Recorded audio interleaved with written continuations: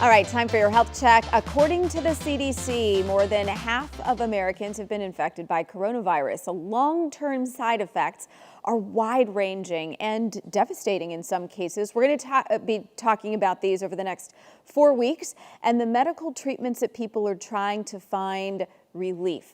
So today we look at one common complaint: hair loss.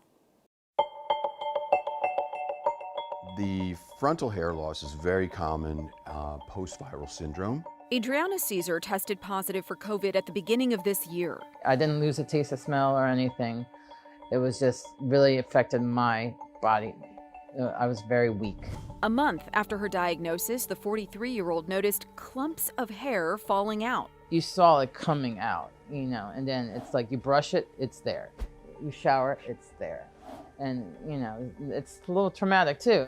The medical term for this is telogen effluvium, excessive shedding after a stressful event, including high fever.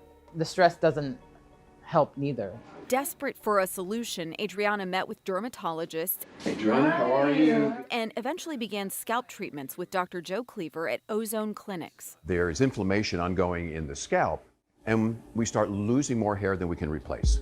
Watch as Dr. Cleaver uses natural anti-inflammatory compounds on Adriana. And we inject them right into the scalp, and within a short period of time, usually within 4 weeks, the rapid hair loss starts to abate, starts to slow down. It'll take 2 to 3 treatments spaced 4 to 6 weeks apart, plus an at-home regimen for Adriana to fully regain what she's lost. We're fighting off a very significant virus, and that takes a lot of our minerals and vitamins. A process guided Yeah, that's a great sign.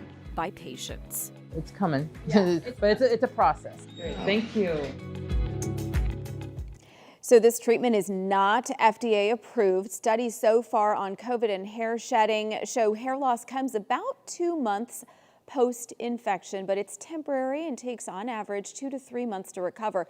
For long COVID patients, chronic excessive shedding can continue until your body, meaning your immune system, hormones, stress levels, are all back in balance. So next Monday, we're going to look at what long haulers are doing to combat lingering brain fog and chronic fatigue. Same time, of course, 6:45 a.m. right here on Daybreak. You mentioned that as long as the stressors are there, the stress levels are elevated, you can have this problem. I think having the problem would also give you some stress as well. That's what the doctor said as well. Yeah. So trying to reduce those stress levels, really going to help you out. And this is, okay, so the treatment she's looking at too, that's going to be faster results than as opposed to if you just start taking new vitamins and those sorts of things. Is that what the doctor? Yeah, and it's not just the treatment alone. It's in concert with all of those other things, because you lose a lot of micronutrients when you're trying to fight this thing, but all in concert, plus like some at-home stuff that you can do together in concert with the stress reduction will help you out. Okay, good to know. Thanks, Sonia. Yep.